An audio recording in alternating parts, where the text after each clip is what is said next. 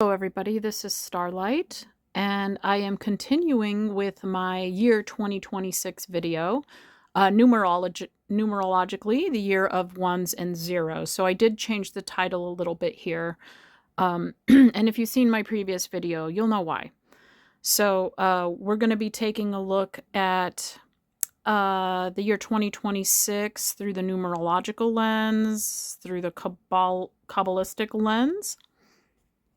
And this will be taking my previous video and diving a little deeper into the wisdom of the ancient sages and how that all relates to the energies of the one and zeros that we will be experiencing this year, the year 2026. Because as we know, 2 plus 0 plus 2 plus 6 equals 10, and 1 plus 0 equals 1. So that's where the title of my video comes from, the year of ones and zeros. So again, just taking a look here at the Kabbalistic tree of life, we have Keter, which is the first sphere of this Sephiroth, and then we have Malkuth, which is the 10th sphere of the Sephiroth. And you can see here, it's in the middle path, right? So basically, it's the starting and ending point of the 10 spheres of the Tree of Life.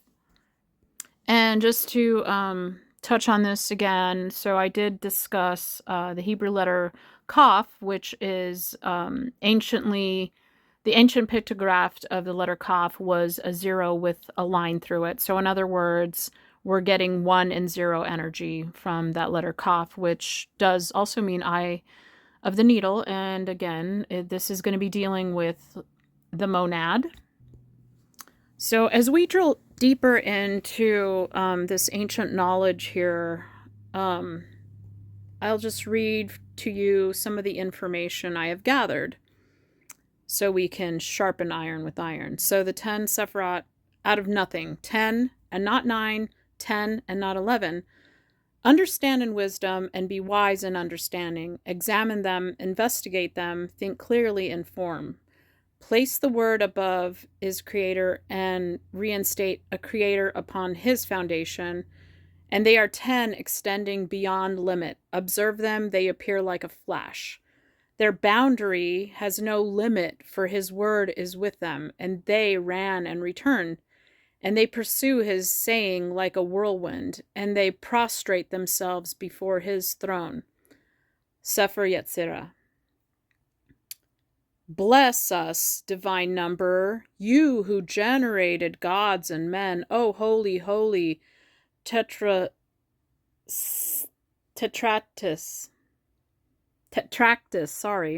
you that contain the root and source of the eternally flowing creation, for the divine number begins with the profound, pure unity until it comes to the holy four. Then it produces the mother of all, the all-comprising, all-bounding, the firstborn, the never-swerving, the never-tiring holy 10, the key holder of all. And that's an excerpt from Pythagorean prayer to the Tetractus. So here, for those of you that like visual representations, we have a pyramid here, right? So in the first layer, we have the seed, the sperma, the root, the rhiza, light, universal spirit. So that's emanating from God's source, right? That's like the Keter, the crown. So that's the first layer. Then we have the second layer comprised of darkness, moon, light, sun. That's growth. And then we have the third layer, which is comprised of darkness, earth. This is the, darkness, earth, water, mercury, light, sulfur. That's skin. Krola. Then finally, the fourth layer, we have the elements, earth, water, air, fire. That's the body, soma. So, excuse me, as we know, 1 plus 2 plus 3 plus 4 equals 10. So in the 10, is this hidden information, this hidden knowledge that I'd like to share with you today, because I really think it's relevant as we are expanding our consciousness through God's source, bringing that light into this world, illuminating and, getting in contact with our spiritual self as well, and inhabiting those realms, bringing that lightness to all realms, in other words. Okay, so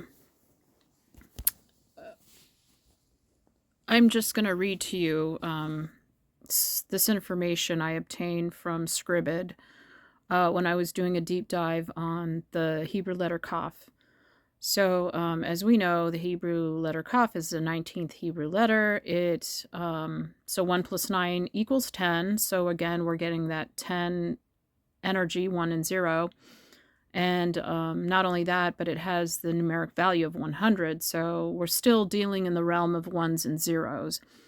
So I'll begin. As I said earlier, the number 100 is tenfold 10, or the third occurrence of the monad. The corresponding letter among the Semitic alphabet is the letter Kaf, Hebrew, or Kaf, Arabic. The letter Kaf alludes to the divine's holiness, the Kedusha. The idea of the divine being holy conveys the idea that the divine is exalted without limits. So without limits would be the 0, right? The circle, it is infinite. 0 cannot be defined, right? So the divine is boundless and formless. The word holy, kadosh, has the same large range as the word omnipresent, which is 186. Since the divine is without limitation, then the divine spirit can enter into and penetrate every facet of the universe. Things that are holy have a degree of sanctity that removes them from other things. A person who is holy is in a higher station than others. And that's not to say that somebody is better than somebody else. That just means that they are elevating themselves. So it's a choice, right? But the thing is, what one does actually affect and ripple out to everybody else. So it's like a fire, it will burn, it will light other things, sparks, right? So the divine is the embodiment of holiness and thus is in a higher station than all other things. So it's really just a state of being, and I know everyone knows that the world we are in right now is really dense. So trying to move through this world is hard. We have so many layers of facades, fakeness. We did this to ourselves, though, and some of it maybe is not all our fault, but it is up to us to bring in that divinity, that divine holiness. As the observer, we are to bring that in. So that is the ultimate goal here. That is the reason why we're here, our purpose. And yeah, there's been a lot of confusion and fakeness and obstacles preventing us from that, but source is within. So all you have to do is go within. And it's also up to us to educate ourselves. So knowledge is power. But you want to use it, like be as gentle as a dove, but as wise as the snake. As Jesus said, cycles are the most obvious manifestations of this divine majesty when it is expressed in nature. The word kaf is related to go around and cycle. All the various cycles of nature teach us there is a pattern and purpose to the universe, and also where we fit in. we can see overlapping associations between the Jewish Kabbalah view of the letter Kaf and the theology of numbers. The number 100 is associated with holiness, infinity, cycles, and total presence and manifestations. And as we know, it has ones and zeros in it. So it's that same energy. And it's up to us to learn, information regarding numerology and the energies that are possessed in these numbers and how they impact our inner and outer world. And then here's another excerpt from this text I found on Scribd. The Arabic esoteric lore states that the letter Kaf, numeric value of 100, resides in the interior of the pen. The pen is visible on the tablet. The tablet is visible by the cosmos. The cosmos is visible due to the emergence. The letter Kaf is the reality of the heart that carries the reality of all things. The heart's ascension through kingship or queenship is in a day measured by 1,000 years. This is a measure of the multiplication of 100 by 10. This is the degree of the heart, which is the degree of the interior divine names. For each of the divine names administers 10 degrees of the celestials and 10 corresponding degrees of the lower world. And as we saw in the previous chart, what is that 10? What is it, right? So we have here the order of the cosmos, the world. So this is what comprises that. This is what we're working with in essence. So it's up to us to learn this information and to pass it on to our brothers and sisters, because iron sharpens iron. Okay, and I will continue with the letter Kaf. Kaf. It is said that the letter Kaf is the light of the pen, kalam, for the pen contains the letters Kaf, Q, lam, L, and meme, M. Q, lam, and meme. Kaf, lam, and meme. The letter Kaf is the secret of will, which is fate. It is the reality of all that the pen has written in summary and in detail. This is why all things in the universe are under the dominion of the 100 divine names. This is why the letter Kaf has the mathematical value of 100, as the letter Kaf is the interior of the pen, which is the secret of fate. The letter Lam is the secret of the being of fate that carries Kaf. That is its secret that is allegorically referred to as secrets of fate. The letter Meme is the secret of its connection with the tablet. For the letter Meme is from the worlds of the tablet. Thus, it united the pen with the mystery of its own essence and the secrets of the tablet. Afterward, the glorious Quran became visible in the protected tablet. This is meaning behind the Quranic verse, Kaf and the glorious Quran. The letter Kaf is also referred to as Kashef al-Asrar al-Makfa,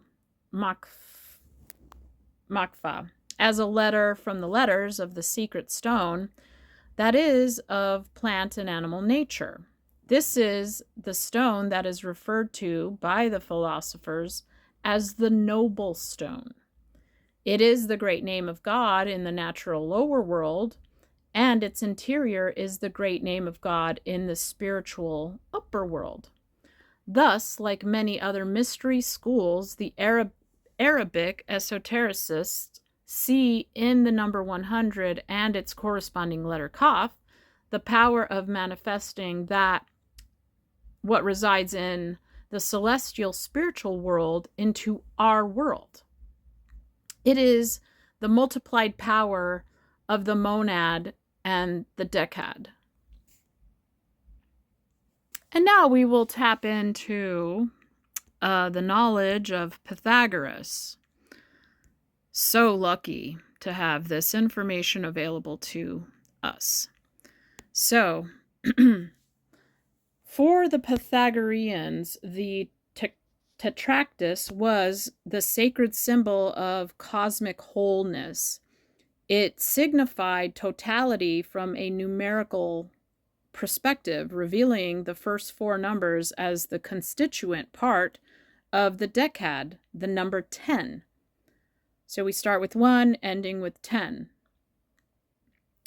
Or you can go backwards 10, back up to 1, right? Because that's how the Star of David is. The higher realms reaching down into the lower realms reaching back up into the higher realms. So it is, in essence, like a conduit. So like with electricity, you have the positive, negative, and then neutral. So it creates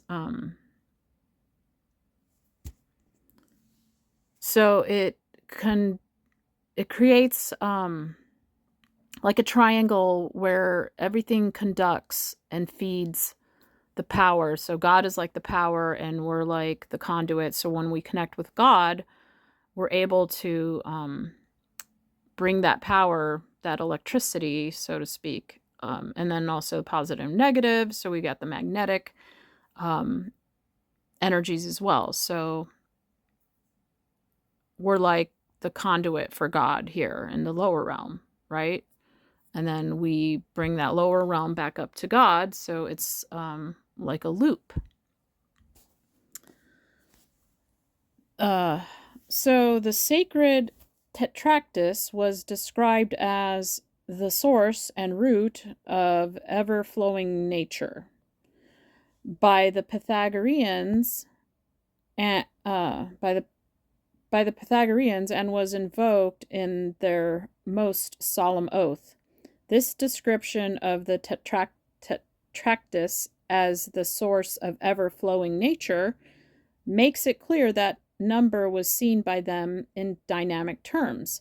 Significantly, it was regarded as inseparable from nature itself. Number was not merely an abstract measurement of reality which existed independently of it, but had an essential relationship with it. This understanding of the nature of number distinguished Pythagoreanism from other ancient philosophies.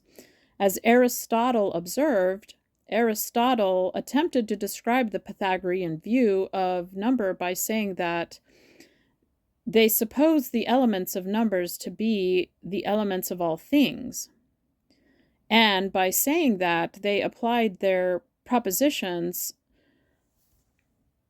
to bodies as if they consisted of numbers. In this way, Aristotle made it clear that the Pythagoreans did not regard numbers as more ciphers, but believed that they constituted the essence of things in the sense that numbers represent the forms and the structures of reality itself.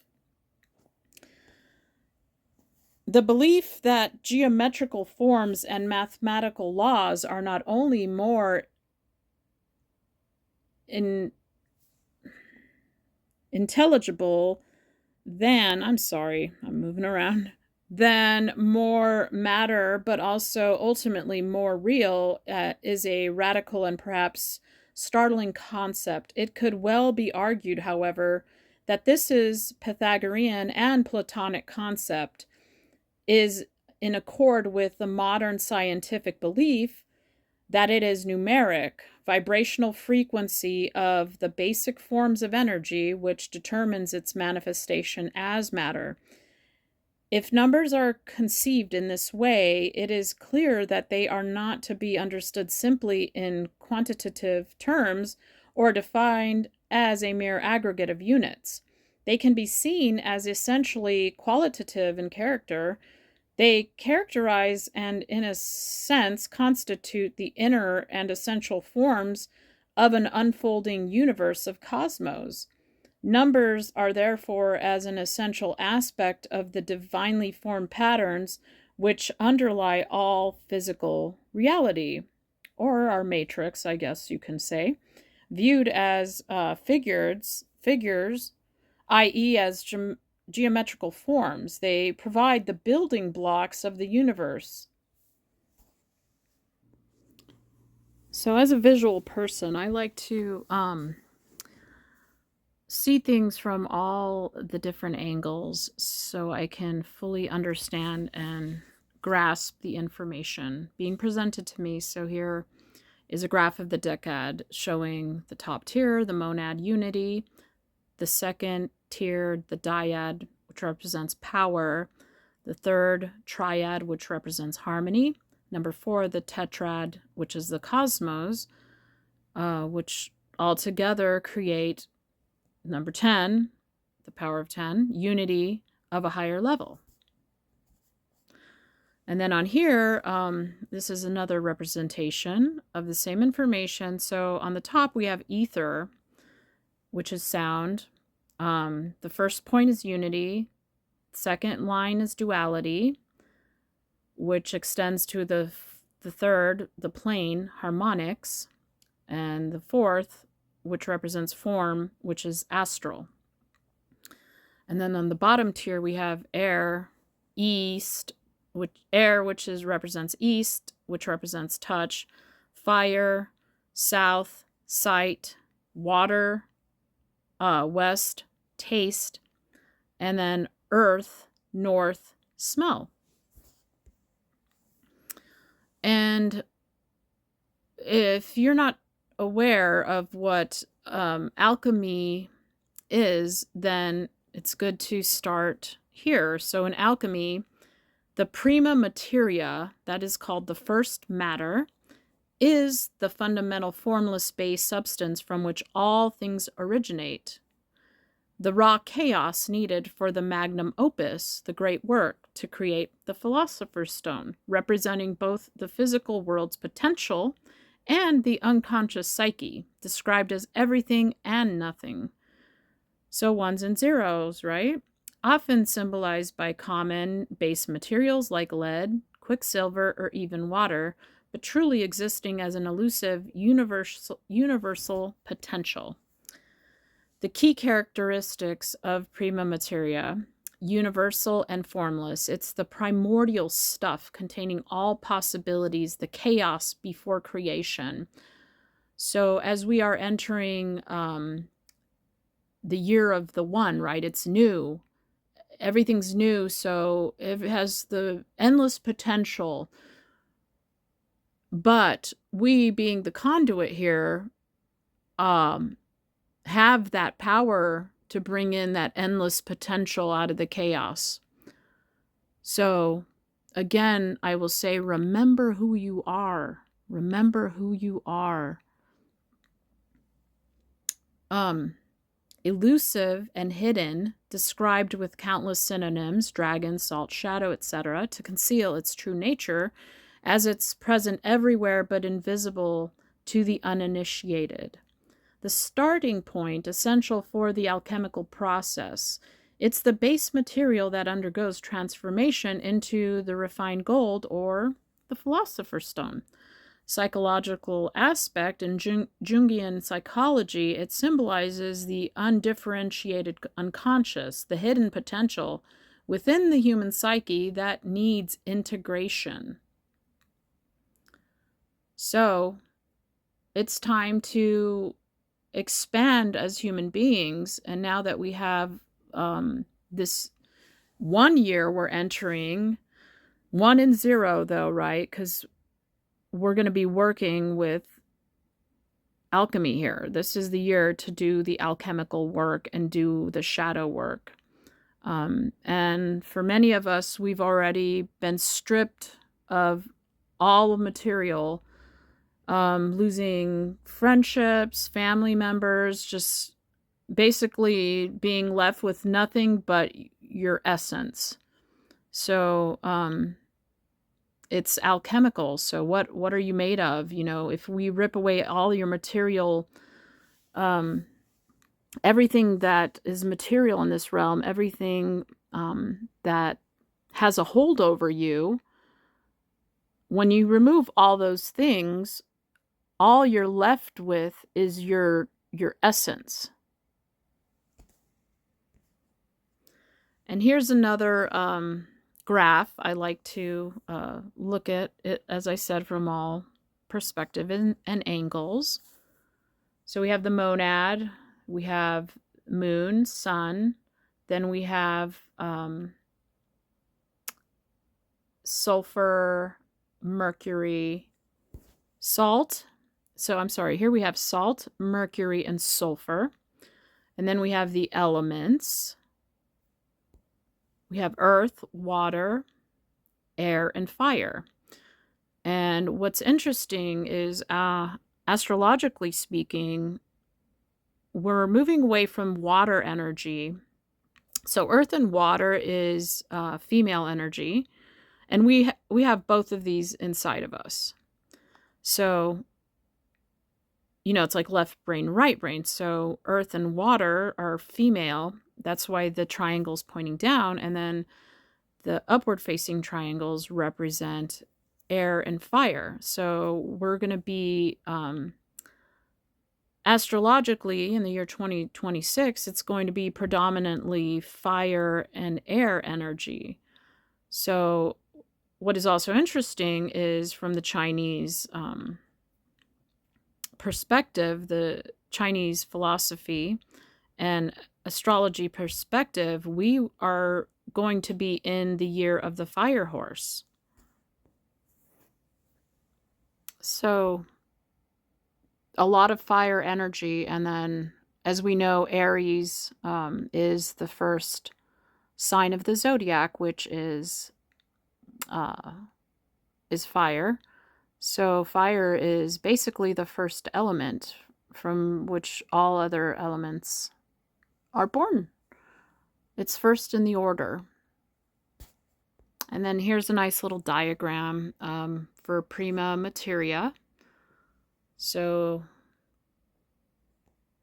we have the yin and yang energy, right? Masculine, feminine. Then we have celestial salt, which is fixed. Celestial niter, which is volatile. So you can see air and fire. That's going to be our predominant energy. And then below that, we have the alchemical elements of salt, mercury, and sulfur. And then here we have Metatron's cube with the prima materia displayed there. We have chaos at the top, celestial salt, fixed, celestial niter, volatile. We have salt, mercury, sulfur, and then the four elements. So I like the way this, I like the Metatron's cube. I like looking at it. So with that being said, I think I will go ahead and conclude this video, and thank you for watching.